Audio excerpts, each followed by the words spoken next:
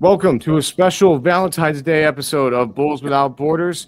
Thank you all for being here today. I hope that you are not upsetting your loved ones by being here. Make sure you're paying attention to them first. You can come back to us later. But if not, please do keep checking it out. We are here today with a very special guest. He is a writer and reporter for ClutchPoints, and he's a credentialed media member of the Chicago Bulls. So, he's, whether you feel positive or negative about having to go and watch a ton of Chicago Bulls games, he's doing it. So, Zach, we really appreciate you being here, man. How are you doing today? I'm doing pretty good. It's good to be here with you all this evening. And, there's certainly a lot to be talking about as far as the Chicago Bulls are concerned, especially at this time of the year. Absolutely, man. Definitely, one of the more explosive trade deadlines in Chicago Bulls history, if not the most explosive. So, I'm sure that I know the boys have opinions. I'm sure you have yours as well.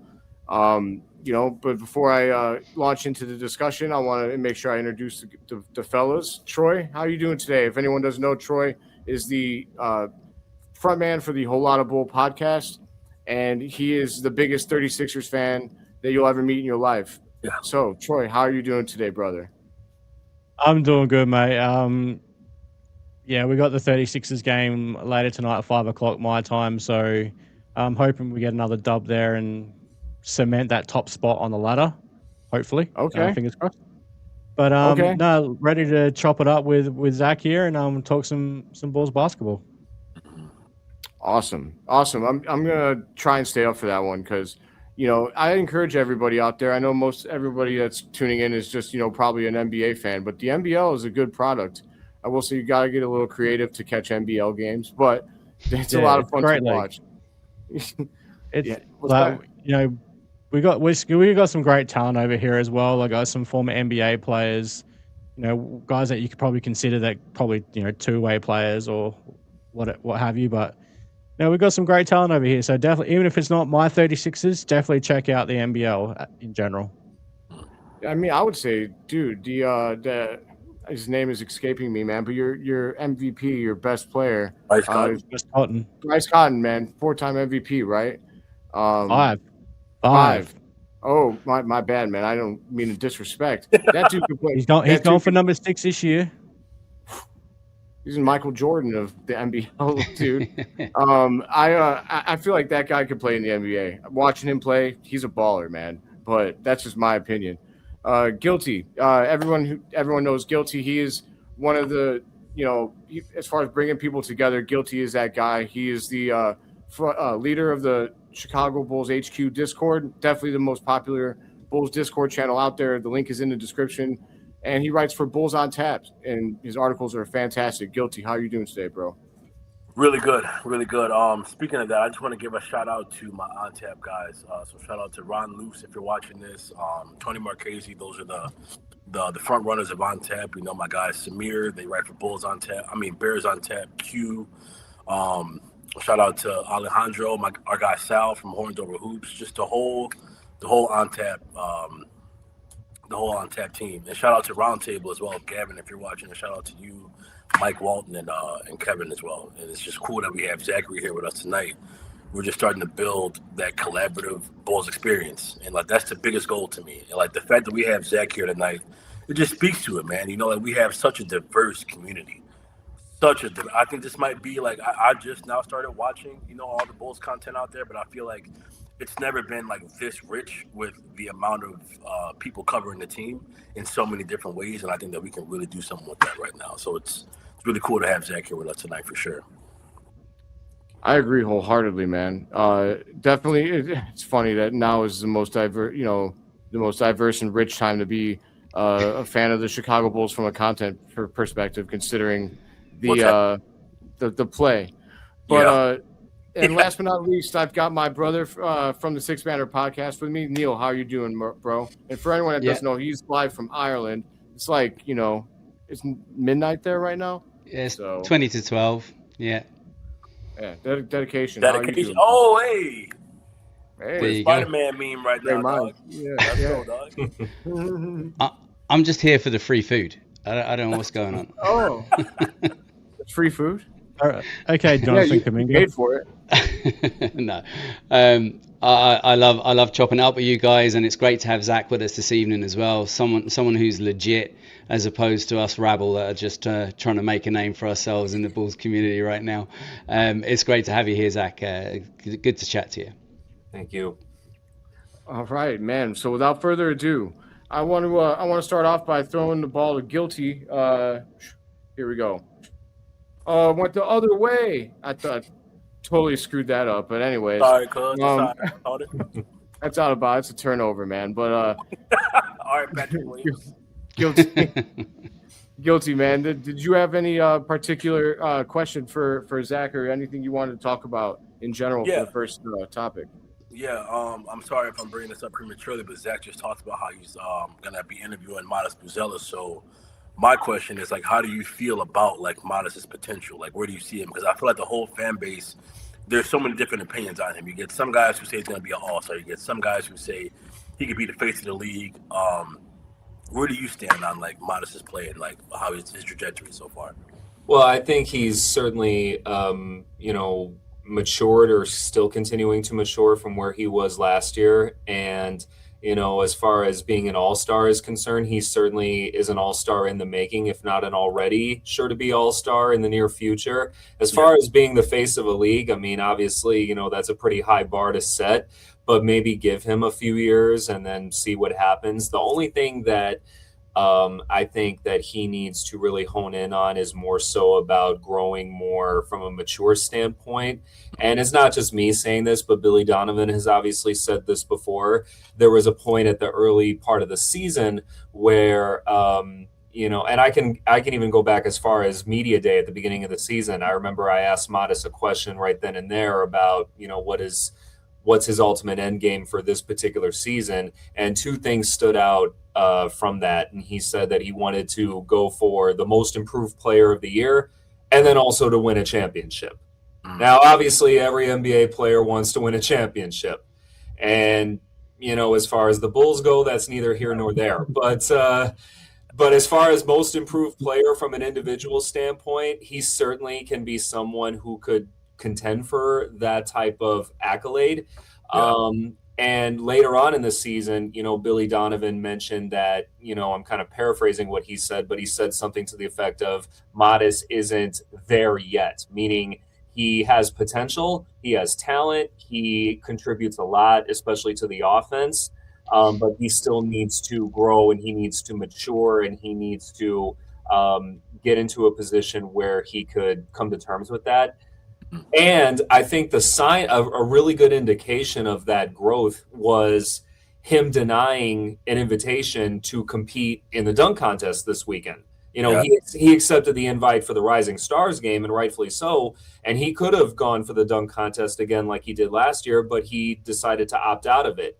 He could have very easily accepted it, but he decided to pull back in this regard. So, and Billy, after one game not too long ago, gave him a lot of credit for that as a sign of his growth and his maturity. So I think altogether, if he continues to keep up where he's at, if he continues to grow and mature, if he continues to elevate his game and continue to maintain that, I think he will certainly be well on his way to being certainly an all-star in the near future.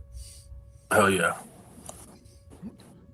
Definitely. I mean, so I feel like more than anything, do you feel, I wanted to ask you this, Zach, do you feel like, I know that Billy, I know he's done a lot with Matas, and Matas has been nothing but complimentary of Billy, but we did have that little excerpt from that one podcast where Billy, told, Matas revealed that Billy had kind of had this clip of him shooting a mid-range jumper, and he told him to throw it in the trash. I want to know what you think about that. Good question. Yeah, that is a good question. I think it's more in keeping with how much investment Billy has in Matas and how much he really looks out for him and sees the best in him and wants him to take advantage of whatever opportunities come his way. I think there's something in him that Billy particularly, really likes about, and the fact that he's also very coachable, to your point, the fact that Matas, obviously has said some really good things about Billy. And I think that relationship is very reciprocal in that sense that, I look out for you, you look out for me. And I think that's one moment that kind of speaks to the fact that Billy wants what's best for Matas, sees the potential in him and see what he can do. And, the sky's the limit as far as I'm concerned when it comes to that. Okay. Is there a feeling that, and this is just my take on how I see Billy potentially coaching Matas, so take it for a grain of salt. Mhm. But it almost seems like in some ways Billy's kind of also holding Matas back by not allowing that mid-range game. Yeah. What are your thoughts on that based on what your conversations with Billy and Matas and all that? I mean, I completely agree with that. I mean, coaches, they create space for their players to blossom and, reach their full potential. But naturally, there will be some periods where they would hold somebody back or hold some guy back in some regard. So I think, and the Bulls, if we're going to be honest, are a team that does like to shoot the 3-pointer, arguably probably way too much at times, but there is value in, shooting from mid-range, and those are easy 2 points. And the fact that you got a guy like Matas who can score from all spots on the floor and and plays with a certain fearlessness that, is very much needed.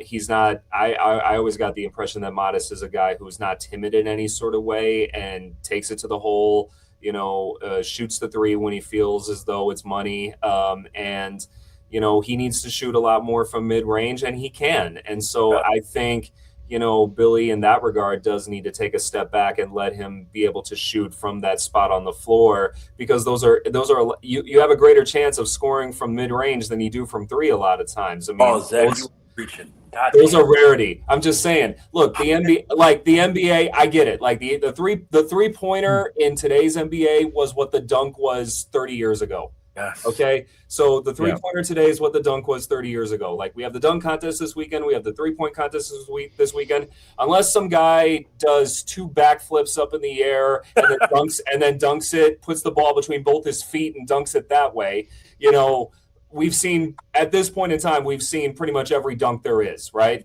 Fact. You know what I mean? So the 3-pointer is what gets people's attention. I mean, that's why Steph Curry has been able to blossom as well as he has over this, however many decades he's played up until this point, 2+. So I think, there's value in that. Obviously, it's part of the game. But from Matas' standpoint, the fact that you got a guy who's not afraid, the fact that you got a guy who, has capability of being able to score from all spots on the floor, I think just let him do what he does. Yes, Zach. Oh my God, thank you. Yeah, I agree completely with you, because I mean the greats of the game over numerous decades are known for being 3-level scorers, and at the moment Matas, through no fault of his own potentially, is only a 2-level scorer because he's only taking it to the rim or shooting from 3. Do you think it's kind of almost a disservice that's being done to him by not being able to escalate his game to it being a 3-level scorer? I absolutely, because he's got those aspects of his game locked down. That's natural. That's second nature to him. So, I mean, every player has, their strengths and their weaknesses, and you really got to hone in on those weaknesses in order for that person to be a complete player.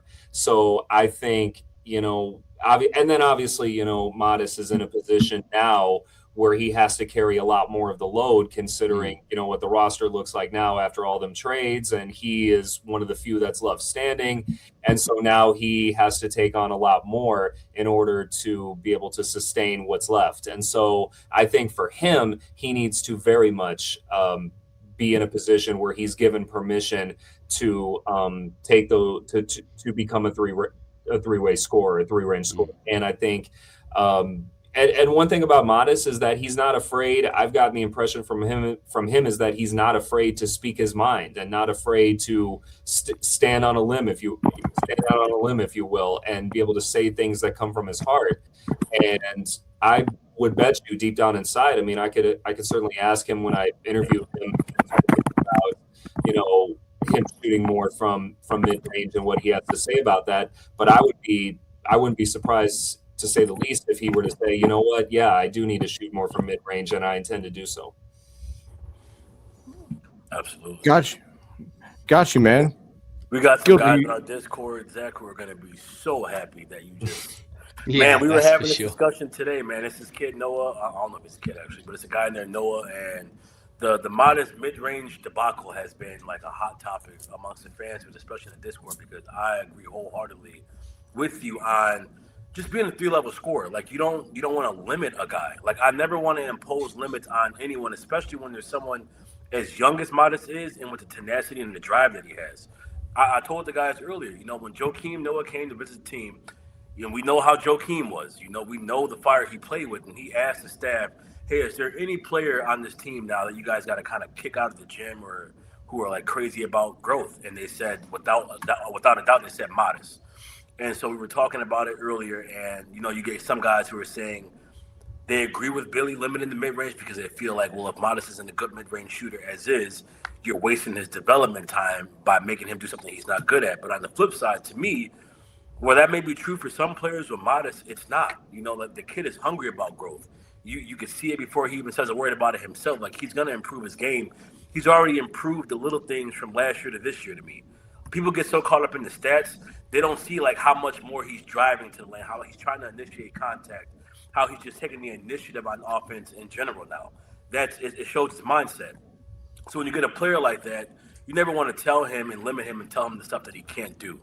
And I feel like that's kind of what we're doing with Billy, and we talked about it earlier. So I just know there are going to be some guys, including myself, who are ecstatic about what you just said earlier, man. Yeah, we've been, dude, it's been crazy because some of the guys just like, no, I think Billy's right on cue, man. He can't shoot mid-range, so he never can.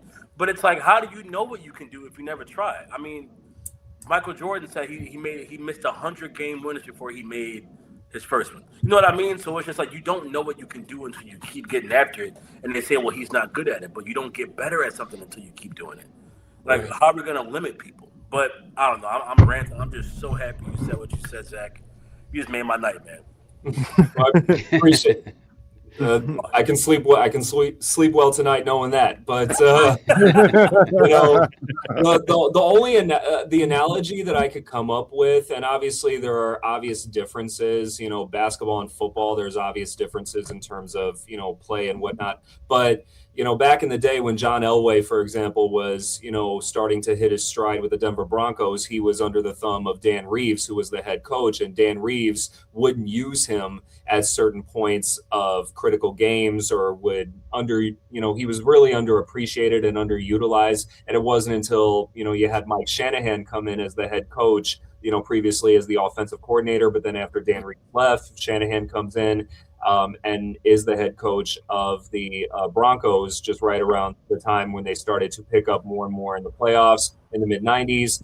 And it was Mike Shanahan who was the head coach of John Elway when they won those 2 Super Bowls in his later years, because he used John Elway as he saw fit. He used John Elway the way he should have been used, and putting the ball in his hands and being in a position where he could carry the team. And so you have a guy, fast forward now in the NBA, obviously different landscape and whatnot, but you have a guy like Matas Buzelis who wants to play, who wants to contribute, who wants to lead.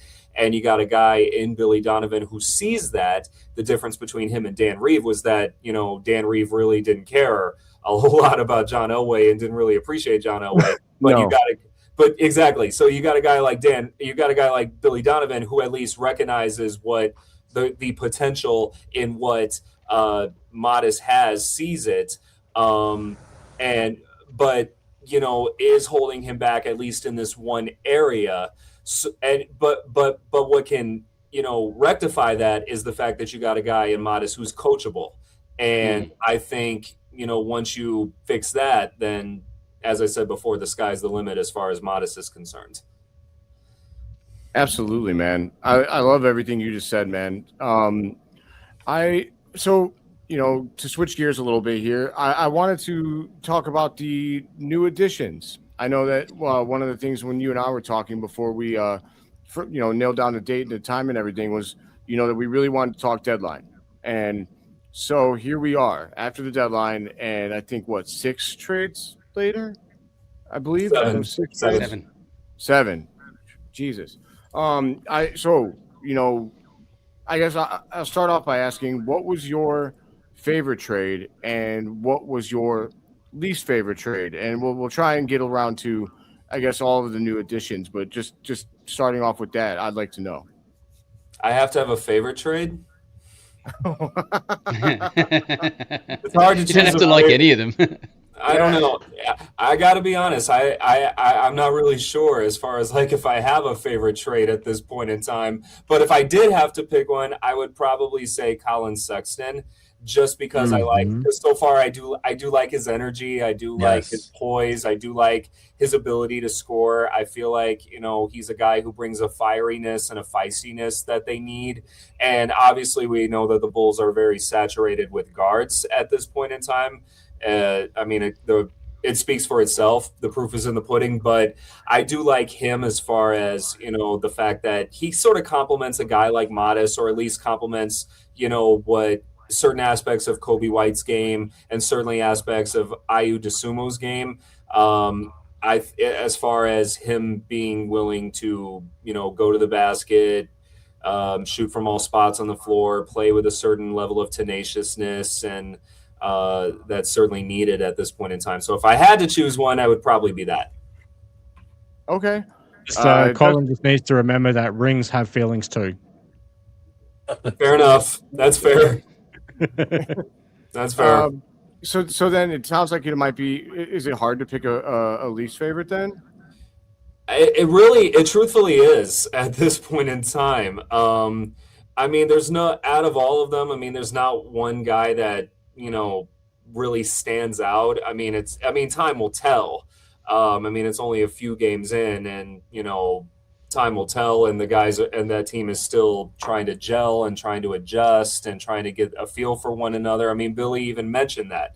He said, after the All-Star break, it's going to be a rough go of it, because you have guys that are still getting to know each other. You still have guys that came from different situations on different teams, where you had guys that didn't play a whole lot, guys who only got some minutes, and it's all, you got all that mixture. You got all that in the mix. And so now they're still trying to gel, still trying to get to know one another, and they're going to have a rough go of it, in the, after the season or after the All-Star break. So I got to be honest, it's hard to find a least favorite because it's still kind of up in the air at this point. That makes sense. Troy, so did you have any questions in regards to the trade deadline? Not as far as the trade deadline, but if we want to get towards like Zach personally, like as far as I can leave that one to last. Yeah. So Zach, if you want to give us the background on how you got started with the Chicago Bulls, and we would love to hear that too. I know that the listeners would like to hear that. Yeah. And So like, hey, what made you choose this route? And like, well, obviously, did you play the game growing up? What made you choose going into journalism and all that? Yeah. So I'll give a bit of a backstory. So yes, I did play basketball growing up. I played basketball from third grade until sophomore year in college. And oh yeah, I grew up during the dynasty. I grew up during the Bulls dynasty. So I always say that's a huge part of my life, a huge part of my childhood. It's something that I hold near and dear.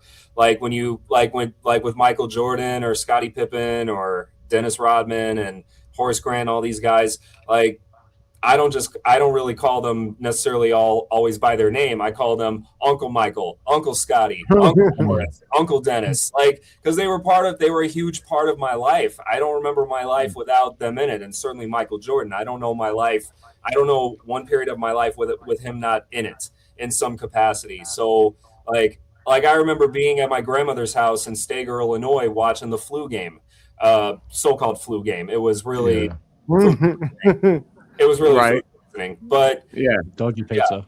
Yeah. It was the pizza, right? Thanks a lot, Utah. Yeah, they tried and failed.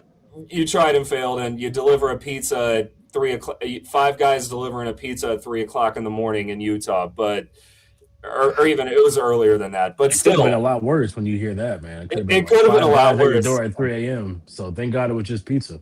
It was just Yeah. pizza. That's it. Absolutely. And the guy gets out there and 38 points, 5 assists, 7 rebounds, I believe it was, and Mhm. it was do or die in that game. If he hadn't played, they would have lost, and they Yes. likely would have lost the series, even going all the way back to Chicago for Game 6. And even if they played Game 7, there was no guarantee. So I remember a lot of it. It was such a huge part of my life, and Yes. my introduction into journalism, it was kind of ebbs and flows. So I wanted to get into it. I wrote for my school newspaper. I had a campus radio show. I interned at a local TV station. And then in Rockford, Illinois, that's where I'm from, Rockford, Illinois. And then I graduated from college, Rockford University, and then I kind of hit a wall. And I was kind of unsure about where to go because I dabbled in all different sorts of things, professionally wise, and then, was figuring out where to go, and then just kind of toiled with it, kind of on and off for some time, but then kind of put it on the back burner. But then I realized, it was still part of me. It was something I couldn't let go. And it wasn't until the pandemic, of all places, or of all times, where I really started hitting the ground running into this, when everybody was all locked in and trying to adjust and try to get a feel for things. I had more time on my hands to really hone in on it.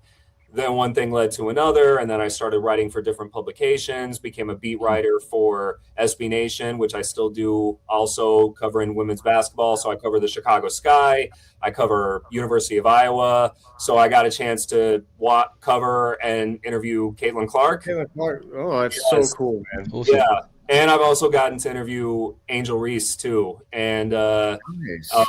not like in a one-on-one setting, but more just like for a few minutes in a press conference situation. So I don't know them well enough, but being in their presence, I have a liking to both of them. I think they're remarkable young women. And so, Yes. and then it still amazes me to be able to go to the United Center and cover the Bulls. Like, this is a team that I grew up watching in the dynasty years and never thought that I would be in the press area, covering this team. And then every time and then you guys are the first to know. This is like an exclusive. You guys are the first to know. Oh, damn. Hell yeah. Let's go, baby. There I'll we go. cheers to that. Right. So every time I walk into the United Center, I walk past the Bulls locker room, and outside of the locker room, they have the numbers of the retired jerseys engraved outside of the door. So you have number 4. Yeah, so you have number 4 for Bob Love, you have number 10 for Jerry Sloan, you have number 23 for Michael, and number 33 for Scotty, and then soon to be Derrick Rose with number 1. And then on the other side of the door, you have the all 6 championship years engraved. So every time I go to the press room and I walk past the locker room, seeing those numbers, I first go up to Michael and Scotty first and foremost and be like, right then and there, for you guys. And then go over to all 6 championship years every time and be like, 1, 2, 3, 4, 5, 6. Pay tribute to them, because it's still a huge part of my life. And then what I will say, like when The Last Dance first came on, I got to be honest with you guys, I wasn't ready to watch it. I was not in the right space to watch The Last Dance. Okay. I started watching it a few months ago. I had the time. I was like, okay, I think now I can watch it and get through it, because I didn't know what to expect, because I didn't know, a flood of emotions would overcome me. But then I watched it. I watched all 10 episodes in a single day, and then I just sat back and was like, oh, yeah, it's out of me. Yeah, yeah. And now I can watch it with a lot more comfort and ease now. So there you go. I totally get what you're saying in regards to the kiss in the back of the door. Yeah. when I was over in Chicago a couple of years ago, I was over for a game with a friend of mine. We flew over for the game and we got our flex. Yeah, it's a flex when you come from Ireland. It's not much of a flex for the guys that live in the States. Come on, but I got hooked. I got hooked up with a guy over there, Camille Streichars, who's just the nicest guy. He works in the PR section for the Chicago Bulls, and he hooked me up with stepping onto the floor of the court in the middle of the UC before the game while they were warming up and stuff, which was just awesome. And I couldn't help myself. As soon as I walked out onto that floor, it means so much to me. The first thing I did was I dropped to one knee, I kissed my hand, and I placed it onto the court. So, I mean, I know Phil was lucky enough to actually play on that court this year, but really? For me, getting to step on it was enough. I mean, dude, well, I know exactly what you're saying, but yeah, I got lucky. I went with a group from, his name is Marcin. He comes from Poland. He works with the Chicago Bulls because he runs like the Polish Bulls Fest all the way out there.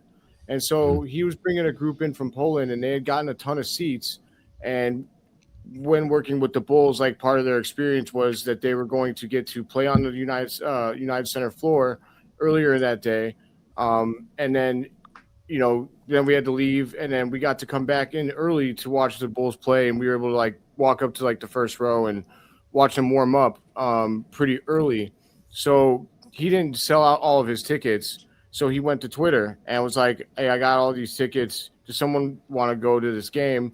And I was like, wait, we get to go play at the United Center? I called my dad. I'm like, Dad, we got to go. And so me and him got to go play, and it was amazing. I got to say, like, that three-point shot is a lot longer than you think in person. Like, yes. I played because I played basketball too, man. I played only until my senior year of high school, but like I didn't play college ball. I'm a little jealous of you, Zach, but it was Division III. It was Division III, so it was pretty much intramurals, if we're going to be honest. I mean, but still, man, I sometimes wish I would have. I ended up going to Purdue right out of school, and I wish I would have kind of. Sometimes I think about that. Like, I wish I would have done sports and like aimed towards that instead and went to a smaller school. But at the end of the day, I just didn't realize how much different it would feel shooting an NBA three. Like I airballed like my first three. I know the joke. Everyone's like, "Oh yeah, that's it." I'm sure it's because shooter, Phil. Yeah. Okay, Troy. Oh my God, I gotta stop reversing this stupid camera. But I really it meant so much, man. Just being able to be on that floor, run up and down, be like, man, Michael was doing his thing on this court, and actually that game was awesome because it was the Kings game. That was the game Matas went crazy. I think he dropped a career high in that game. I believe. I believe so. Yes. Yeah. So it was awesome, and got to send old Zach home with a big W. The other Zach. Yes. the undesirable Zach. But no, I mean, I liked Zach when he was here, but he's not quite the winning player that I hoped he would be. But yeah, it's definitely an experience. I would recommend it to anybody. If Marcin sells those tickets again, I'm gonna have to tag you guys, because if that's something that you'd want to do, is just go play at the UC. It's awesome. I recommend it. Well, I will tell you, someone can pay. Sorry, someone can pay for my flights over to the States, and I'm there. There you go. I will say, because I told you I cover women's basketball as well, the WNBA. The All-Star game will be in Chicago this summer at the United Center. So, and the first time I went there as a journalist was to cover the Sky and the Fever when they were playing last June, and then after that in August, and that was the first time a WNBA game was held at the United Center, and there was a lot of buzz surrounding it because you had Caitlin Clark and Angel Reese going at it, except Caitlin didn't play in either one of those games because she was hurt.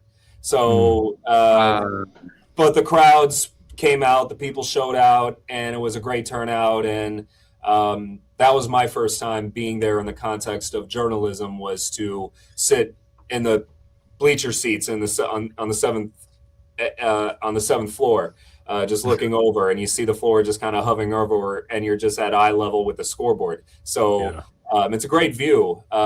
But it's a special place. I call it the house that Michael built. Yeah, I love it. Have you met Stephen Garner yet, Zachary? Say that again. Stephen Pridgeon Garner. Have you met him at all? He covers the Sky for CHGO. Yes, I do. You know Steve? Yeah, that's my boy. We went to school together. Oh yeah, we went to high school together, man. That kid he's loved basketball. Like, if there was a definition of like somebody who lived and breathed basketball, it's that kid. He would walk around school with his backpack, basketball shoes on, basketball shorts all day, every day.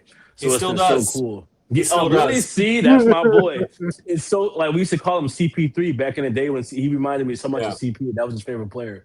It's been so cool to see him cover so much of the game now, man. Oh yeah, the last time I saw him was in Indianapolis last summer for the WNBA All-Star game. We were sitting. We were, ironically enough, we were seated next to each other. So I mean, his knowledge of the game is, dude. He lives and breathes it. Oh, he needs, somebody needs to hire him as an analyst. Like I agree. They usually hire former players as analysts, and rightly so. They know the game. They played the game, you know. But he really knows the game. Like, he could coach. He could be a head coach for some elementary team and would break it down for them. Go undefeated. Exactly. Yeah, I mean, good coaching at that level is the difference, man. If you're a good coach, because I feel like that's a lot of those teams that are at the lower levels, they don't. That's the struggle, finding a coach that actually knows what they're talking about. And so when you have a coach that's good, like, you're gonna wipe the other team off the floor. I know. I always liked, as a team, you know, just, we're talking a little bit of ball here. I always wondered why they don't do this in the NBA more. Is picking up full court, like just full court press, really putting pressure on the ball. I know in the NBA, I guess it'd probably be easy to, if they're also skilled, you break it, you're probably getting scored on rather fast. So I kind of get it, but I really feel like there's definitely some value to full court press. Why don't you think we see it more in the NBA? Is it that reason? I think it's for that reason. Or Getty, you got something you wanted to say?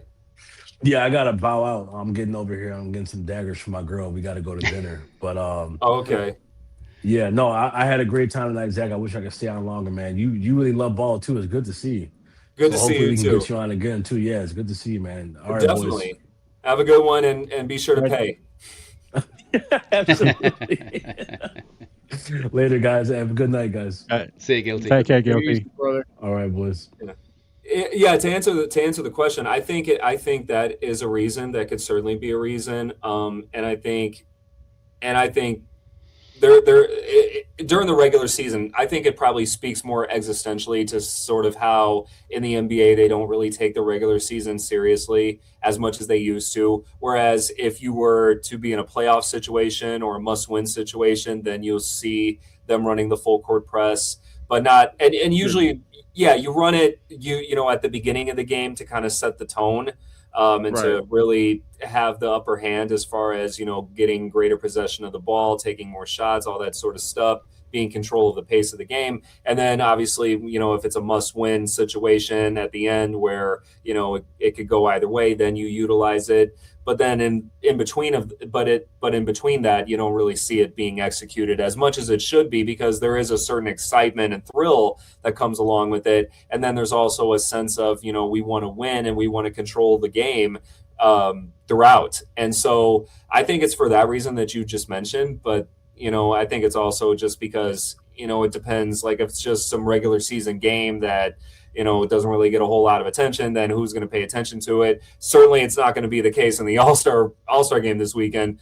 But then I think they like to pick and choose when they want to execute things that they know work and that they know is effective. I do think as well, though, I mean, if you were to try and execute full court press for an 82 game season across 48 minutes in every game, I mean, not only would you see burnout, you'd definitely see an increase in injuries as well. Exactly. And I think that's a big part of it as well. Oh yeah, absolutely. They try to, and that's the thing about, the NBA is that they go out of their way to try to mitigate as much injuries as possible. And kind of bringing it back to the Bulls, they've had to deal with a multitude of injuries all season long. At one point, back in November, December, they had 11 players that were on the injured list. And so they've had to readjust their rosters, readjust the rotation. Guys were put into unfamiliar situations, and, they went on a 7-game losing streak at one point. So I think, to your point, Neil, if you executed that fast pace, full court press throughout the game, you would run out of gas. And then obviously that leads to an increased risk of injuries. But I think the league goes out of its way to try to lessen as much injuries as possible. Yeah, that makes sense. So with the whole, and this is feeding off the whole injury thing, where do you stand as far as load management is concerned in this day and age? Because obviously, like all of us, we grew up in an era where load management was not a thing. There was a difference. Are you hurt? Are you injured? If you were injured, then you sit games. If you're hurt, how often did we see Michael play hurt throughout his career? Mm-hmm. So where do you stand with load management?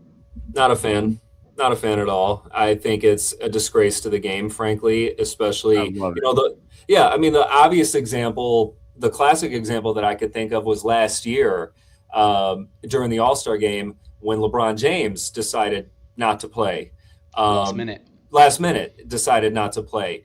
And listen, most of my coverage of LeBron James has been overwhelmingly positive. I've always had good things to say about LeBron James from a player standpoint, from a personal standpoint, etc. But, no one's immune from criticism, even with people that you have general, affection for or admiration for. They're not above the fray. And LeBron James, when he decided, I'm just going to opt out for an all-star game of all places, I thought that was tremendously insulting, especially when he is somebody that most of the people there are looking forward to seeing. I can tell you from recently, I covered the Bulls-Lakers game, and every time LeBron James got the ball, every time LeBron James shot the ball, every time LeBron James passed the ball, every time he lost the ball, whatever he did with the ball, everybody was fixated on him. He got most of the attention that night, with the exception, obviously, of Luka. But I think, for him to just sit out an all-star game when, all you have to do is just go out and play. You're just going out there. It's an exhibition. You're just going out there and playing, put on a show, score 30, 40 points, and then take a seat in the fourth quarter. Like, that's all you need to do. So I just think load management, I know they've tried to cut it down and try to mitigate it as much as possible, but I do think it is an insult to the game and an insult to the fans. And to, Troy, you mentioned Michael, of course, again, we brought up the flu game. Like, Michael, he could have easily said, I'm not playing, I don't feel good. But he didn't do that. He understood the task at hand, and he knew what the Bulls were up against, and he literally put his body on the line to get them over the hump. Because keep in mind, they lost those 2 games in Utah. Utah had the momentum. Utah had the home court advantage. And he said, you know what? I don't care if I vomit on the court, just clean it up and I'll be back out there. Like, and then you had Kobe Bryant, who played with a broken finger. Right. Remember, like Kobe Bryant played, he had to learn how to rotate the ball off of the broken finger. And Kobe Bryant, Warrior. He tore his Achilles. Yeah. And he still got up and made those 2 free throws. Insane. And I was going to say that. Insane. And normally, walked off the court. Exactly. And normally when you tear your Achilles, you have people carrying you off the court and you're lifting your foot off the ground and not putting any weight on it. Not him. He made those free throws and took one step at a time and walked off the court. Like he did his job. Right. Literal psycho, man. Yeah. Oh, Mamba mentality, right Mamba there. mentality, exactly. And I will say, a warrior, absolutely. And I will say, bringing it back to the Bulls in the present day, and he's obviously now gone, traded to Minnesota, but IU really took after Kobe in a lot of ways. I remember writing a story back at the beginning of the season of IU, because when I saw him, I saw a lot of Kobe Bryant in him. And then I did my research and realized that, oh, wait a minute, he really admired Kobe, wanted to play like Kobe, met Kobe at his Mamba Academy one time and got some advice from him. And then there's a photo of him cradling a trophy when he was at Illinois, I think it was when they won the Big Ten tournament, and he was cradling the trophy, and he did it in the same way that Kobe did when they won in 2001. So, like, he had that Mamba mentality of just going out there and giving it his all and playing without fear. So I know this is kind of a long-winded answer to your question, Troy, but yeah, but I will say, load management, like people are coming to watch you play, and you're the star player. You're a big reason why people come out and play, suit up and play. Even if you score 4 or 5 points and go 0 for 13 from the 3-point line, your job is still to go and play. So play. Yeah, absolutely. And Michael was known for having said as well that the reason why he would go out and play every game he could play and do what he could do is because he knew that there could be at least one person sitting in the stands that it was the only time they would ever get to see him play. They may have traveled from anywhere in the world. They may have saved up for years to get there, and he was going to give them a show every single time. Exactly. And not only that, Neil, but they likely weren't your avid basketball consumer. A lot of them were just casual observers, casual fans who didn't know the difference between a 3-pointer to a pick and roll. They didn't know the difference between the two, but they knew they had to watch him. I'm going to quote Bob Costas here. He said it best when comparing, because everybody likes to compare who's the greatest, Michael or LeBron, and there's a good argument to be made for either one. But Bob Costas said it best. No little old lady in Idaho is saying to their friend, Mildred, I would like to play bridge with you, but I got to watch LeBron James.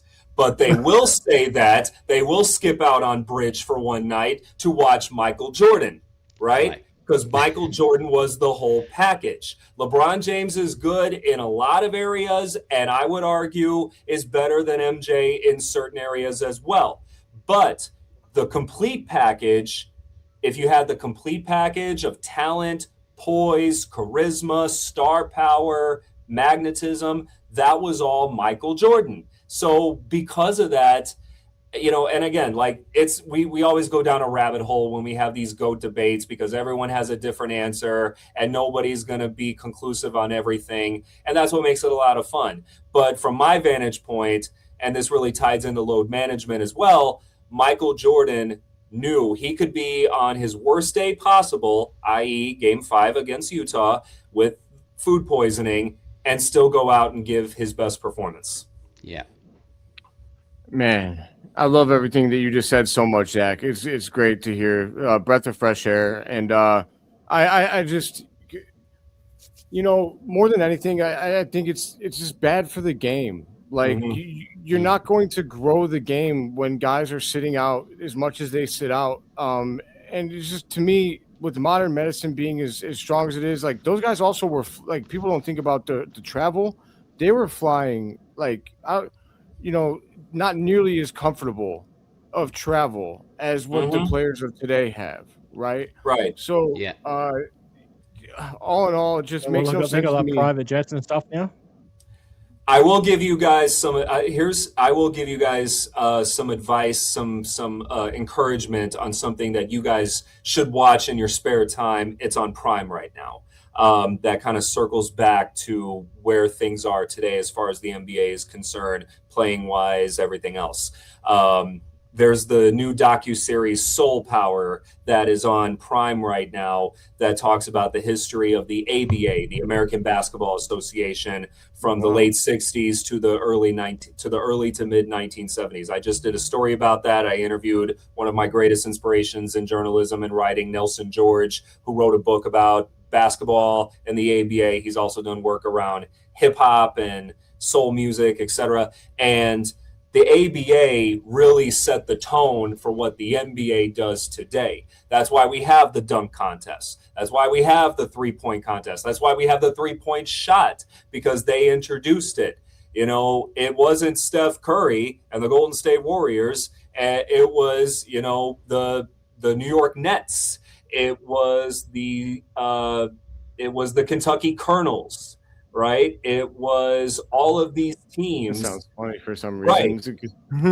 Oh, look it up. I'm telling you, look it up. They had a great the Kentucky Colonels, yes. And that's how we got the Denver Nuggets. That's how we got the Indiana Pacers. That's how we got the San Antonio Spurs. You know, that's where George Iceman Gervin, David Thompson, Rick Barry, Artis Gilmore, and of course Dr. J. That's where Dr. J really blossomed, was with the New York Nets. Yeah. He was the one who leaped from the free throw line in the dunk contest in 1976, and then Michael Jordan reciprocated that or replicated that in 1988 in Chicago. So, like everything that the NBA has today was part and parcel due to what those guys in the ABA did way back when. So I encourage you guys to watch that docuseries. That's awesome. I just put it on my watch list just as you said it. There you go. I'll be getting to it. I'll definitely watch it. I'm always looking for new documentaries, especially something sports related. So I feel like I've watched all the 30 for 30s a million times. So we need more of them. We need more of them. Yeah, we do. Bring it back, ESPN. But and I have aspirations of becoming a producer or a documentary producer. I have collaboration. I have connections with filmmakers. So I want to help produce documentaries in the future that tells these kinds of stories, because they need to be told. Awesome. We're gonna be talking, Zach, because I'm like I said, I'm in school, San Francisco Film School for digital filmmaking. Let's talk, I would love. Yes, I would love. Yeah, I think that. I mean, obviously, we're talking years down the road, but I'd love to make something sports related, a documentary about something like that. That would be amazing, and be in that business. I've actually, like, side note, I know this isn't really relevant, but like, I want to somehow get into the ear. Actually, I'll make it relevant. Someone like Matas Buzelis or Caleb Williams, because it's like, I really want to make I want to cover you. Like, I want to tell your story. Right. Please let me. No one, I say nobody, but it's got to be a Chicago fan that tells the story. It's got to be someone with deep personal tie to it, because then it'll do it justice. Oh, certainly. And you brought up two really compelling figures right now that are, especially Caleb Williams, who's taking Chicago by storm, and Matas is just in the making right now. Who knows what he could become in the next few years, as we talked about earlier. And the fact he's also a Chicago native, that adds a little more has a sentimental value to it. Man, yes. I love it, man. I love that.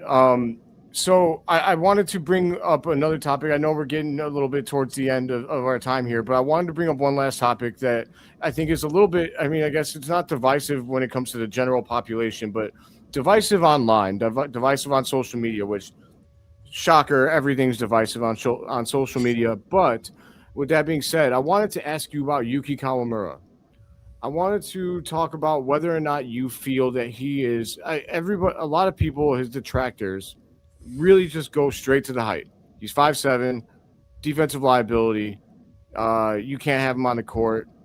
I would argue in return, like, that the 4 games that he played for the Bulls this year, that he got significant time, he was a -4, or I'm sorry, he was a -4 and 1, +3, a +2, and a -18. But that was the game against the Bucks where most of the team got demolished. I think Kobe was a -17. So if you're gonna be mad at Yuki for -18, Kobe's a -17. I mean, kind of hand in hand. So the data kind of shows that when he was out there, the Bulls were keeping up for most of the time. And I mean, just 34 and 16 the other night for Windy City Bulls. Unbelievable job, and it seems like unbelievable talent to me. I'd like to know where you stand on whether or not Yuki Kawamura belongs in the NBA. And then, I mean, I guess, which is a lot tougher of a question, or not tougher of a question to say yes to, which is, can he ever be in somebody's rotation? Maybe not the Bulls, who are laden with guards, but could he be in it for another team?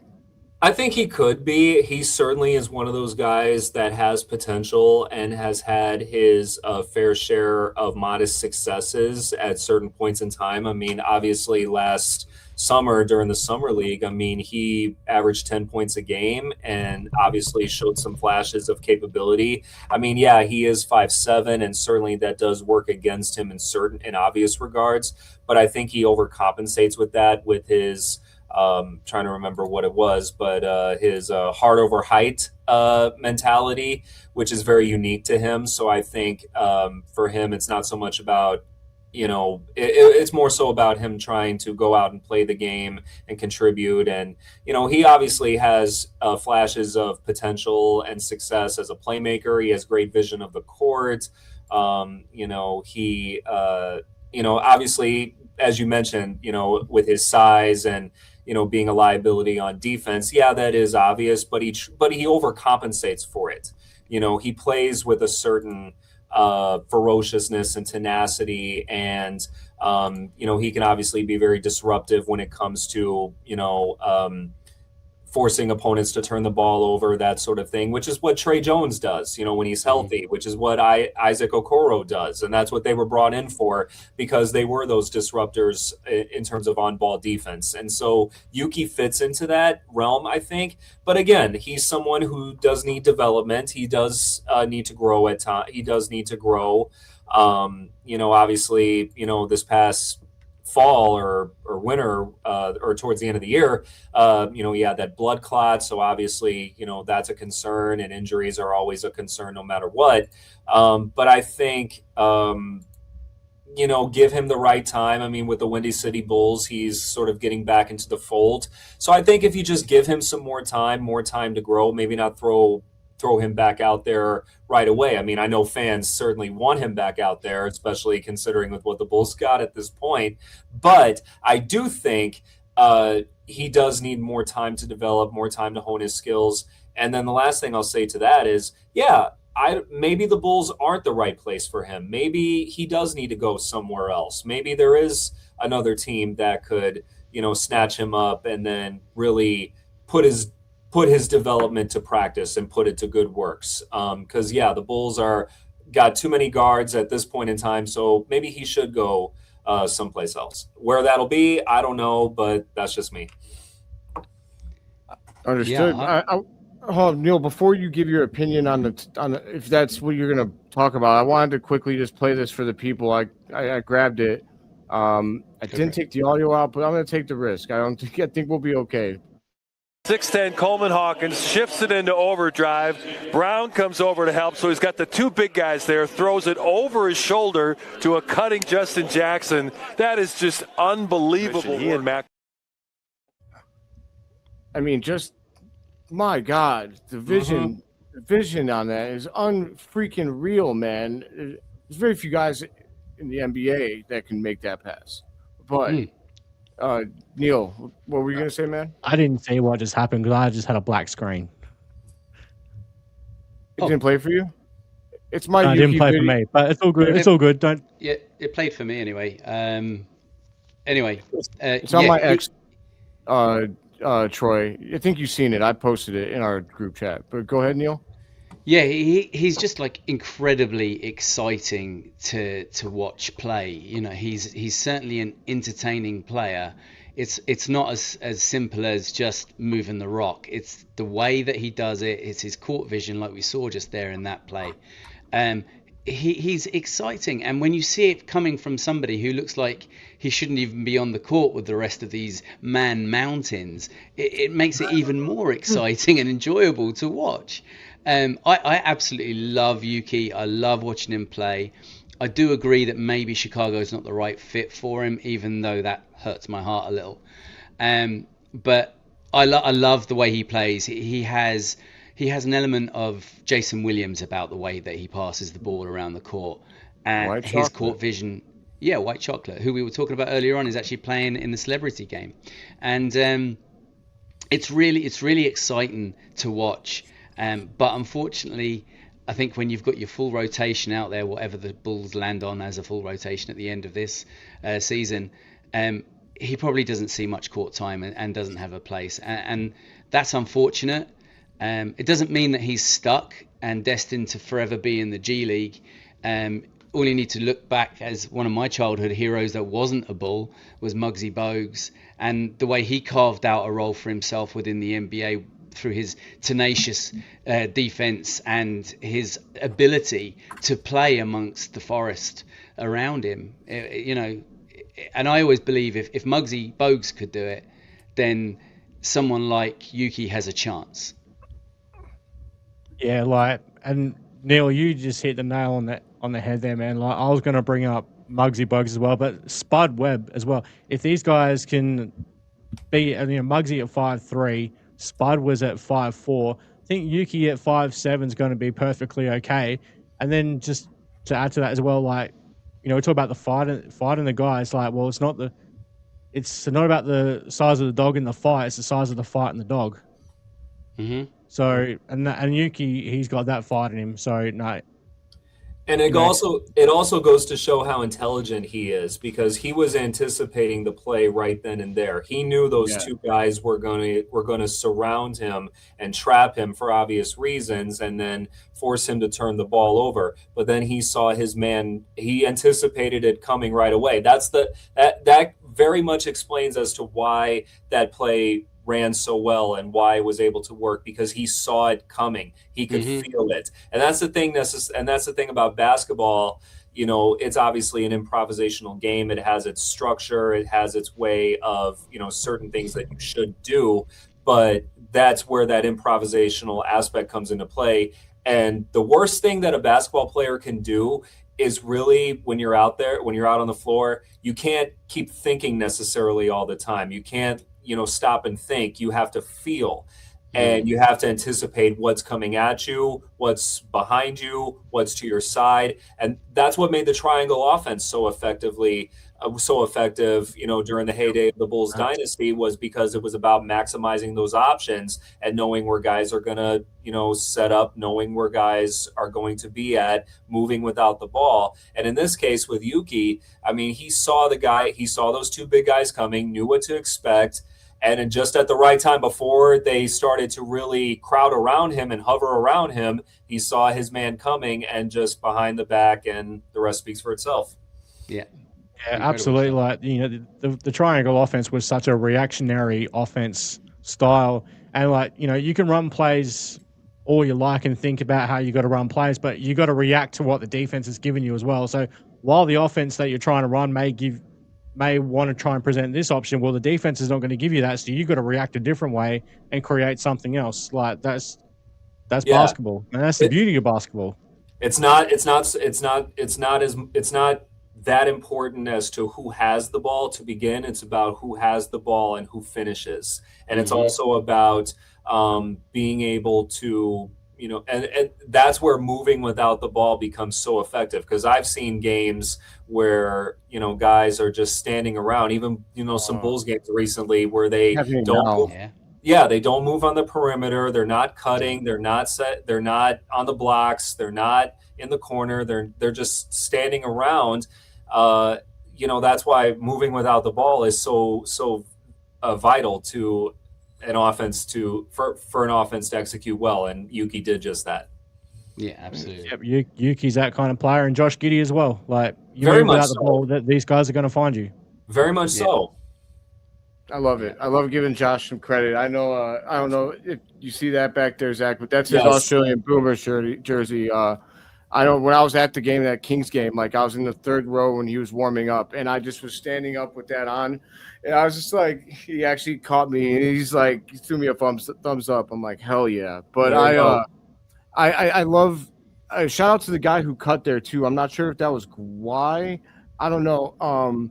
But if you keep watching that through, after that highlight is done, the guy that's in the corner behind the guy who scored is he starts running back down the court. He's like this, dude. Because he's watched that happen in real time. He's like, holy hell! It's really not easy to see that coming in real time and to not only have the presence of mind to make the play, but not look at it, not give it away.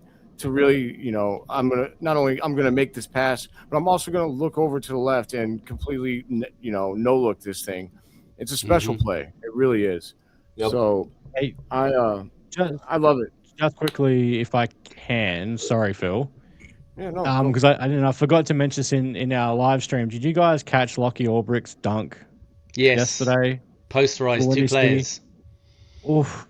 Me as not just an Australian, but from Adelaide, where Lockie Albrick is from, and Zachary, I don't know, you probably wouldn't know this, but Lockie Albrick actually played for my my stepson's local club at the level below the NBL for West Adelaide Bearcats. So I actually got to see Lockie Albrick quite a bit throughout his season with the Bearcats. Won the NBL 1 Central Championship with the Bearcats, got the grand final MVP. So I got to watch him a fair bit. So to see him come from that and being a fellow Adelaide guy, see him now playing for Chicago, I'm loving it. Very quickly becoming the Australian. Bulls. I was wondering if we were going to get Josh Green back for Kobe White if they were going to amend that, bring Josh Green in, bring Giddy, another Australian friend. But I actually really wanted the Bulls to get Rocco as a part of that T-Wolves deal, to be honest with you. I thought sweet. Yeah, just, he's another big guy. Instead of getting another guard, I would have liked a big, but we're allergic to getting big men right now, it seems a little bit. So, obsessed with getting guards, one or the other. Right. Or or just wanting to win. You know what I mean? Like, that's you go for you got 14 second round draft picks. 13. We lost one. Oh, we lost one. Yeah. So yeah, a few will stay. Most of them will go, and then they're going to try to up the ante when it comes to the draft. And I get it from a draft capital standpoint to want to maximize that as much as possible and save as much as possible. But the fact of the matter is that the Bulls have money. They have money. They're a profitable organization. They just choose not to invest it. They just choose not to spend it.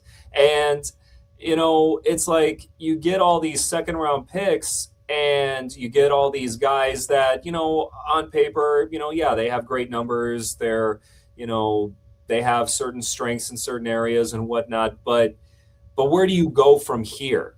What do you do? What's the end game here? Like, that's the question that the Bulls need to be asked. Like, what's the end game here? What is your strategy for the future? What are you hoping to get out of this? Are you trying to win, or are you trying to rebuild? Is it a continuous cycle of rebuilding?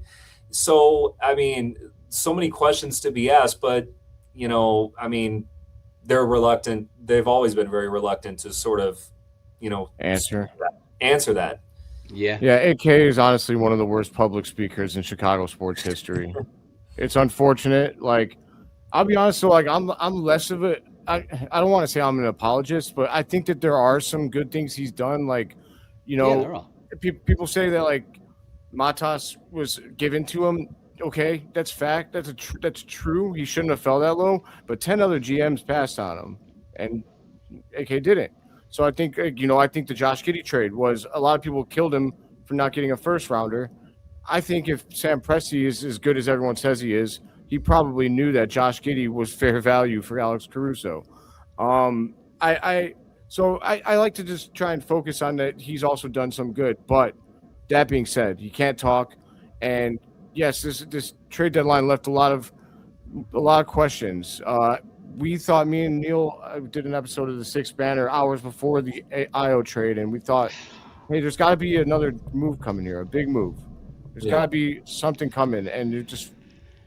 I don't think anyone saw that coming. Yeah, I don't think anyone saw that one coming.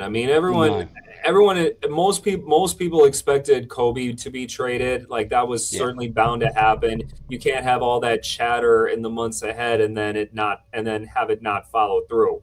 And then Vooch, he had expressed his discontent way back when. He talked to the Chicago Tribune and talked about, some of his frustrations and wondering why he was still playing in Chicago. He was still giving it his all. And interestingly enough, this was the guy who they gave the ball to when it was clutch time. And, most of the time he came through. He did. Right. But, and so that was on the horizon. As I said, certainly Kobe was on the horizon, but IU was really a wild card because it seemed as though that they were trying to do whatever it took to keep IU because, they weren't going to keep Kobe, but they should have at least kept IU. And, but yeah, I don't think most of us didn't see that coming. Real quick before we let you get out of here, we have had you here for a while. Thank you again for spending time with us. Before we ask you this last question, and if you are here with us, please do leave a like on the video. It's very helpful. Please do share, and if you're not a subscriber, please do subscribe. We are live every Friday, just here on a special Saturday episode with Zach of ClutchPoints. Make sure you check out his work. Does great work for them. But I wanted to ask, it was about, oh man, did I just lose my train of thought? It was about IO. It was, do you think that there is a chance at all that the Bulls re-sign IO in the offseason? Apparently, Minnesota doesn't have the money to re-sign him, from what I understand from people that are more familiar with the cap than I am. So, could you see that happening? I mean, if there's enough pressure brought to bear on them, they probably would acquiesce. I mean, it would be somewhat unheard of. I mean, I can't think of anything that could replicate that or be similar to that as far as you trade a guy away at the trade deadline, and then after the season concludes, then you bring him back because, oh wait, there was a technicality there. So I mean, we'll see. I mean, I would be shocked if they did to a certain degree, but I think the Bulls fans would like it and appreciate it because, having covered, some games now and seeing the response to IU, they really do enjoy him. They like his play and all the things that he's brought to them. So I would be surprised if they did it, but I think the folks in Chicago would welcome it for sure. It would be a stroke of genius, but I can't imagine them actually doing it. I know our good friend Tim Sinclair would certainly be happy about it too. Oh, yeah, we've had You Tim see on this podcast. You see Tim's Instagram post doing his final intro for IO. Yeah, he did one for Kobe too. I missed that one. Yeah, I mean, it's like you said, Neil, it'd be a stroke of genius because now it would look like you just rented him out and you got 4 first-rounders and 4 seconds and Rob Dillingham for a rental. But yeah, AK doing a stroke of genius is something that I guess that's why it's like. And I understand what you're saying, Zach, as far as trading someone away and signing him back. It would be unprecedented. The only reason that I feel like it's possible is because hometown, we're Chicago, and Matas. Yep. Only other reason, because they are, they're very much best friends. It feels like I seen he commented tear emojis underneath his goodbye post. Yeah, and so that's the only thing. But Matas is in his ear, and if AK is actually willing to do it, I tell you what, I'd rather re-sign IO than re-sign any of the guys that we just brought in. I think I'm pretty sure I'm feeling that way. I mean, yeah. So we'll see what happens. This summer is definitely extremely important. We can't walk away from this summer feeling like we didn't set ourselves up at least a little bit well for the future, because we've been looking at this summer for a year and a half now. AK has been talking about it. Yeah. And, okay, we got all the flexibility. What now? Yeah. So we'll see. But all right, that'll wrap us up for this episode. Man, Zach, this was awesome. And I think I could speak for Troy and Neil when I say we really appreciate you coming on. Guilty as well. And you gotta come back, dude, because this was a blast. Yeah. I will. Yeah, let me know. Let me know, and then I can make myself available for sure. I really enjoyed talking with you guys, and yeah, I mean, it's always great to have these platforms to be able to speak on what's going on as far as the Bulls are concerned. So yeah, I'm more than happy to come back on and chop it up with you guys again. And I got some things coming down the pike that I'll keep you guys posted on. Certainly, I got an interview with Matas coming up. But then I got at least 2 more interviews coming up, and I won't say who they are, but just be on the lookout and you'll find out. But there'll be some big names. Let's just say that. Sounds good. Sounds good. Love it, man. We're definitely. You got fans in us. We'll definitely promote your work, and we're looking forward to the next time, Zach. But until then, my friends, it's been real. This has been our special holiday Valentine's Day episode of Bulls Without Borders. Go and do kind things for your loved one. Make sure they're not going to bed mad at you tonight, because that's like 100 years of bad luck or something. That's what I just heard. So it's at least a few days of bad times in your household, and you don't want that. So I'm single. Right, don't need to worry about that. all right, everybody. Thank you for being here. See you red, everybody. Take it easy.